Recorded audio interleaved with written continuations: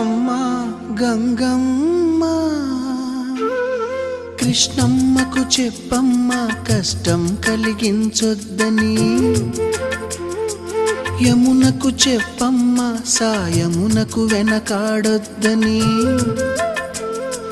గోదారికి కావేరికి ఏటికి సెలయేటికి కురిసేటి జడివానకి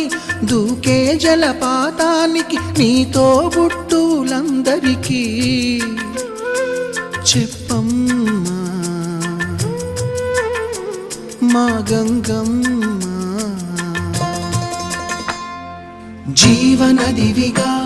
ఒక మోక్షనిధివిగా పండ్లు పూలు పసుపుల పారాణి రాణిగా